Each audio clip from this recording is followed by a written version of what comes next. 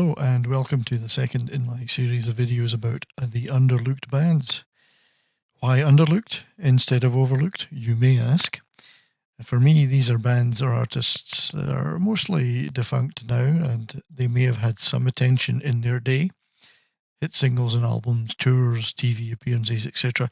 but have since largely slipped from the public view and don't get the attention I think they deserve, so hence underlooked. So today I will be talking about a 1970s and 80s British band, Sad Café. Unlike most of the bands and artists I'll be covering in this series, Sad Café are still going, as the remaining band members reformed in 2012 after a long hiatus. And I'll be touching on that later in this video. But despite that, the fact that they are not defunct, and apart from hardcore fans, I feel they are still very much an underlooked band. For some strange reason, I pulled over to the side. I started thinking about you. Looked in my mirror, what did I see? I saw the devil creeping up on me.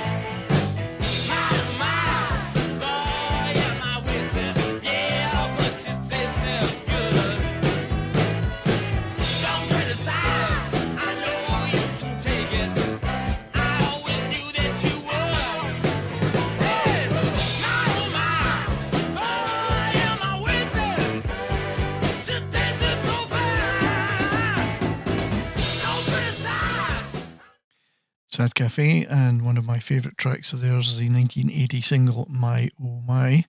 That was from BBC TV's Top of the Pops. So Sad Café are another one of these bands that I like to call genre fluid, a little bit hard to pigeonhole. Now, just to give you some background to that, I was raised in the musical era of the 70s with large helpings of hard rock, metal, blues-based rock, progressive rock, and then punk and new wave. And I love all of those, but also, a huge range of other music from the 60s, 70s, and 80s. There's fantastic pop, funk, soul, reggae, electronic, power pop, glam, rock, country, all sorts of stuff that emerged from the 60s, flourished in the 70s and 80s. And if it's a great song or a great sound, then I could really get into it. So, I had a great pop sensibility. So there was a bunch of acts in that area, a strand of acts in that era that I loved that were, could be variously labeled pop rock or soft rock or adult-oriented rock or just rock or pop. Now, these bands could often rock out and play hard rock or play like guitar-based rock, but they didn't always do that. They made albums with a wide range of styles. They weren't afraid to tackle a ballad or get a bit jazzy or folky or bluesy or just make a catchy pop song. They're bands that were never accused of being cool, but I loved them nonetheless. Now, Sad Café for me fall into this indefinable category. Other great examples of bands that I loved that were like that would be one of my first loves, 10cc, a band called City Boy, Chris Rea, Wings could even be classified in this grouping. Some people might even throw ELO in there. And American acts like Hall & Oates, Andrew Gold, Huey Lewis and the News, and many more. So this is all very subjective, of course, but hey, that's what these videos are made for. You're a lady, you're so mister. I seen you hanging up with some of your friends. It's kind of funny how they make amends with those hungry eyes. Hungry eyes keep looking at me.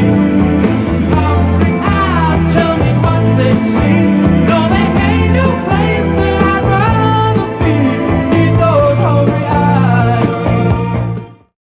A little clip there of Hungry Eyes, one of my favourite Sad Café moody ballads, which they were extremely good at. So what about the band, their history, their releases? Why do I love them?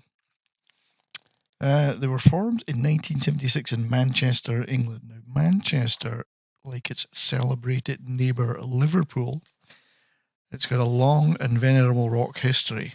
In the 1960s, bands like the Hollies, who are still one of my all-time favourites, still going today. The Bee Gees, Wayne Fontana and the Mindbenders with Eric Stewart on guitar. More of him later.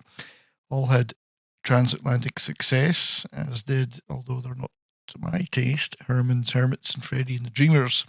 So they had a big beat group scene going. In the 70s, you still had the Hollies and the Bee Gees having hits. 10cc came to prominence with Eric Stewart. Sad Café, a Vandergraaf Generator, Barclay James Harvest, a variety of different types of band, all had some success. But then into the punk era and beyond, you had major acts like the Buzzcocks, Joy Division, New Order, Simply Red, the Stone Roses, and the mighty Oasis, and many, many more. So, a really vibrant music scene in Manchester over the decades. And it was out of that scene in the 70s that Sad Café emerged. Now, their timing may have been a little unfortunate, as this was on the cusp of the punk era, whereas Sad Café's influences were clearly from an earlier era.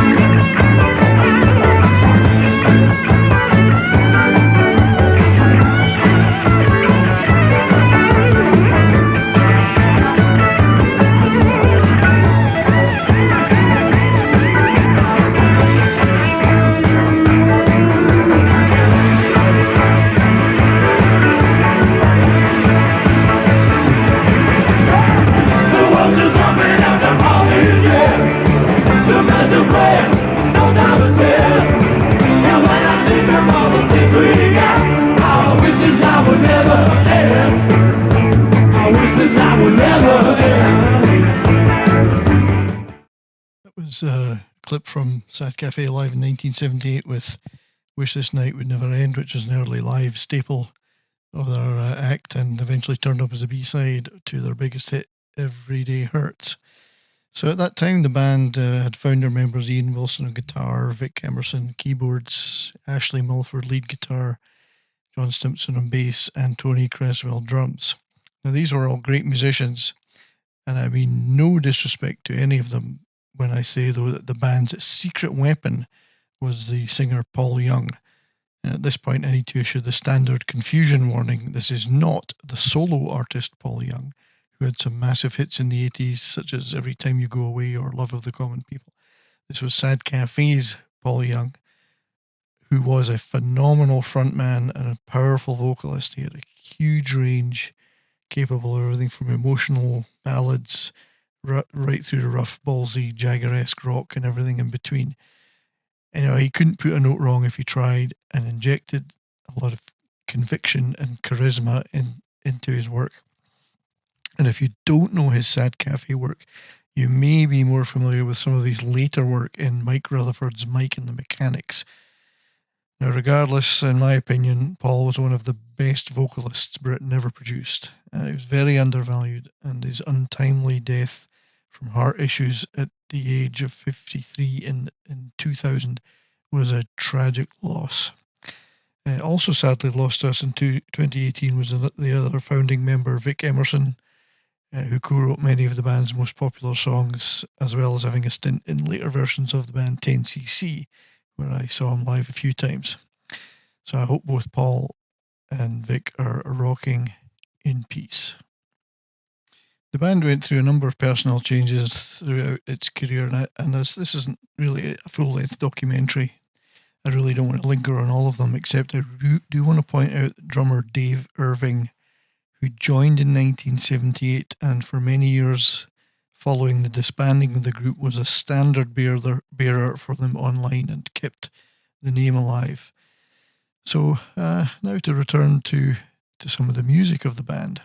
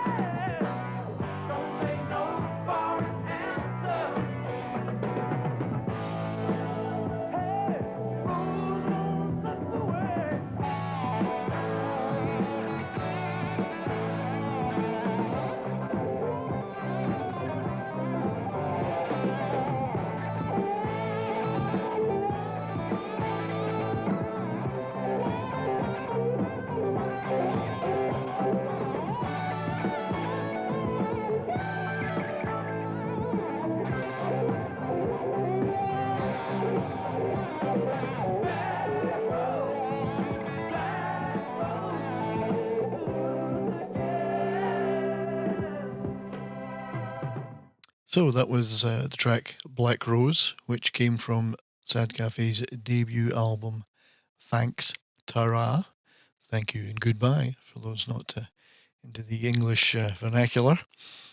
This was the fruits of the band's recording contract with RCA. The album was released in September of '77, largely recorded at 10cc Strawberry Studios in Stockport near Manchester. Now, this album, quite apart from the music, has one of the finest album covers ever, in my opinion, which as a young 14-year-old lad certainly caught my attention. Not quite sure why, but musically, generally a pretty strong debut. One or two tracks that I'm not, completely keen on, but the more outstanding tracks were certainly well worth listening to. So, Babylon, the opening track, very funky, Ridge White Band sound, which they were repeated through two or three of the other tracks in the album. Shell Shock, very jazzy rock track. The absolutely outstanding moody ballad Hungry Eyes, which was also a single release. Black Rose, which he played there, which was an absolutely killer pop tune, and gets bonus points for using the word auspicious in the lyrics. And a couple of other standouts for me would be I Believe Love Will Survive, which was also a single, another fantastic ballad.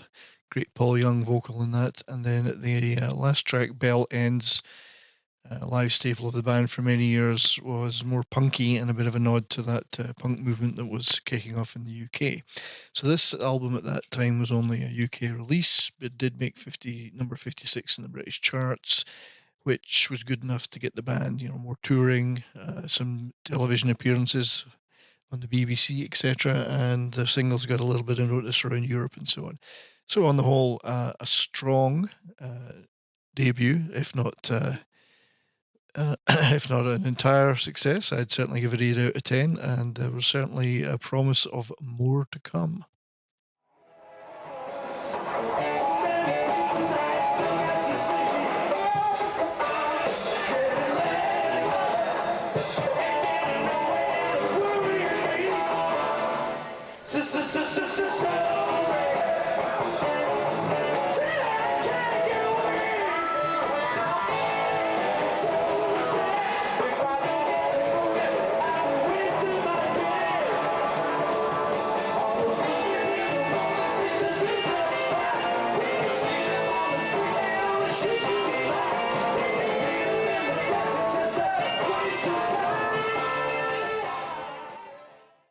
That was Sad Café live in 1986 with the lead-off track from their second album, released in the UK in 1978, called Misplaced Ideals.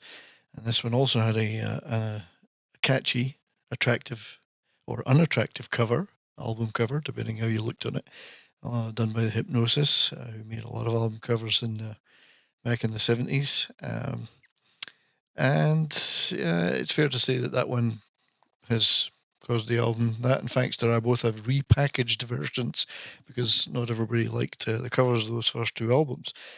This particular album, released in the UK under the title Misplaced Ideals, reached number 50 in the UK charts, and then also in 1978 they got their first release in the US, which was a mishmash of Thanks to Rat and Misplaced Ideals, bundled into one album called Misplaced Ideals.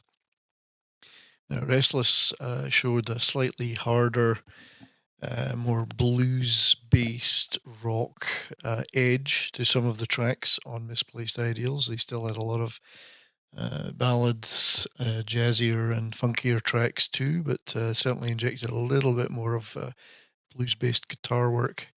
It really saw this album Paul Young stretching his vocals, his impressive vocals considerably, really warming up to his task as the front man in the band, and really saw the rest of the band, Ashley Mulford and Ian Wilson's guitar playing is fantastic, really tight. The whole band absolutely stepped up their game into that second album. So Restless is certainly one of my favourite tracks on that album. Restless is a great track. Here Come the Clowns is another one of my favourites, a really punchy, riffy rock song. The track Run Home Girl was probably the most poppy of any song on their first two albums, and it actually became a minor hit in America when released in 1978. It certainly had a very sound that seemed to be recorded and aimed at the soft rock US radio market. There were another couple of moody ballads, Feel Like Dying and Mario, which really showcased Paul Young's fantastic vocal range. Then On With the Show, which is one of my favourite tracks, a really upbeat pop rock, very catchy song. So on the whole, another great album, but I think the combination of Thanks to Ra and Misplaced Ideals was all leading up to for what for me was going to be the band's golden period, both commercially and in songwriting terms, with the release in 1979 of the album Facades. It was the 1979 single by the band called Strange Little Girl, and I love that single. It's got this really weird ethereal sound, heavily drum and bass driven, with little keyboard flourishes, great guitar, choppy guitar, and that fantastic Paul Young vocal, and a really interesting, almost anti-chorus to it. That was one of the 4 UK singles from the fantastic 1979 album Facades, recorded by the band with Eric Stewart of 10cc as producer at Strawberry Studios. And for me, that's the album that they really finally hit their full potential and started a string of great LPs. And the singles were all fantastic from that album. Whether or not they were originally recorded to be singles, or whether the band were just great at picking them off the album, they certainly released several great singles in the early 80s. Facades had My Oh My, which was one of the raunchiest tracks the band ever did, which we had a video of at the beginning. Strange Little Girl, the also ethereal, keyboard driven and very weird and Nothing Left to Lose, but also very catchy. And then for me, possibly the greatest, or one of the greatest sad ballads ever released in rock, and certainly the most undervalued, the brilliant Everyday Hurts, which more a little later. It was early in the morning. I was on my way to school, and I got love in some back alley. You know I never came through. Now it's crazy days and different lays. I need pictures of you, and if you think I've changed, well I got news for you.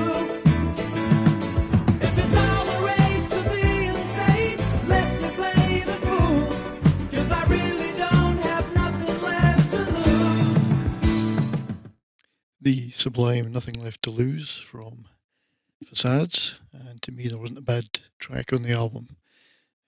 Opening with Take Me to the Future, a very Cars-like slab of new wave influenced pop rock.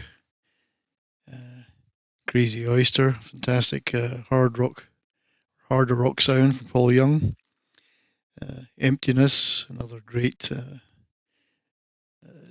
pop rock crossover track with some fantastic guitar work. The funky and upscale and upbeat Time Is So Hard to Find. Angel, a guitar-driven, catchy tune by Ian Wilson.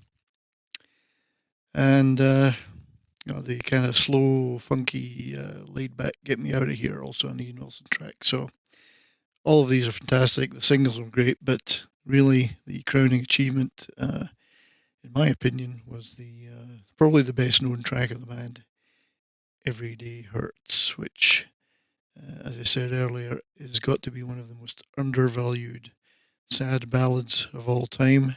For me, it's up there with some of the greats like Without You and tracks like that, particularly with the fantastic Paul Young plaintive vocal and the brilliant backing vocals from the rest of the band. This turned out to be the band's biggest UK hit at number 3, although it didn't make any impression in the US, but was a hit in several other countries around the world, and is still generally the track that the band are best known for.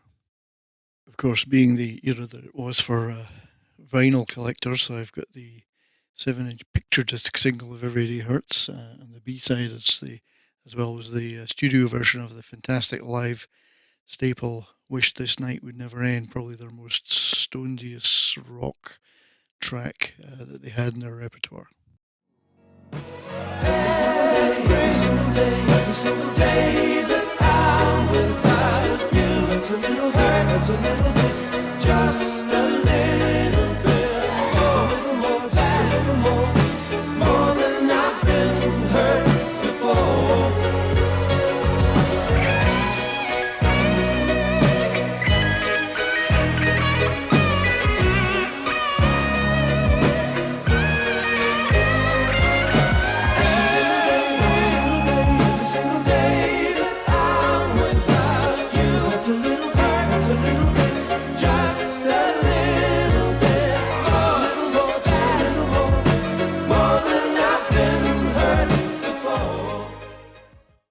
Facades turned out to be the band's biggest hit album globally.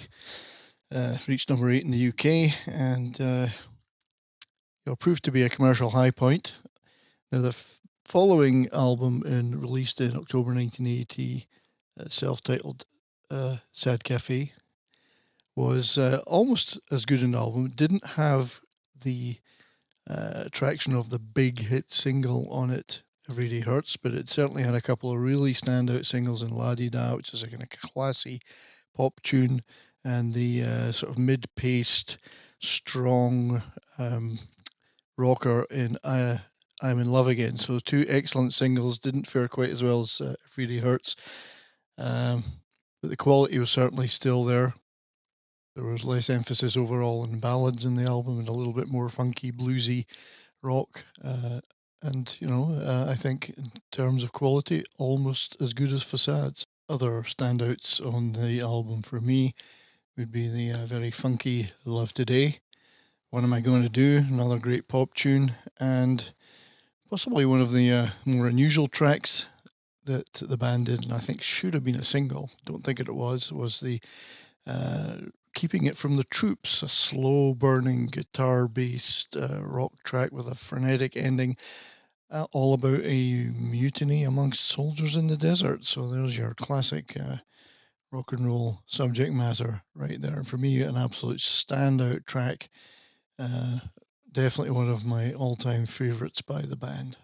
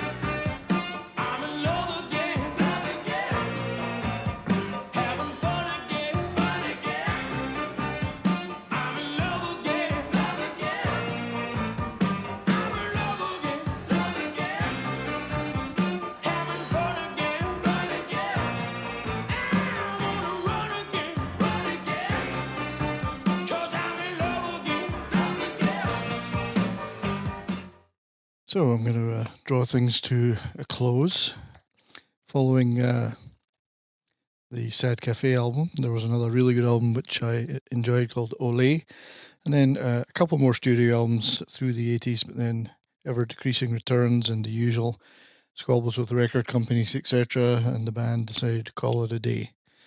There have been multiple compilation albums and some sporadic reunions. Then there was the tragic death of Paul Young and since Vic Emerson as well. So the band did reform in 2012, the remaining band members, and are still going to this day, and I hope very much I get the chance to see them playing sometime in the near future. If you've enjoyed this video, and then please check out my other videos on music and science fiction, and then please hit subscribe and click the bell for notifications. And I really appreciate you sticking with me as I've outlined the band Sad Café and why I like them so much. So I'm going to finish up with a clip from another YouTube video, hopefully one that doesn't get me copyright struck. This isn't actually Sad Café, but it is a Sad Café song, and it is the magnificent vocals of Paul Young in his later band Mike and the Mechanics performing a slightly more acoustic version of Everyday Hurts. So I think I'd like to finish on a little clip of that. Thanks again for listening, and I'll see you again soon.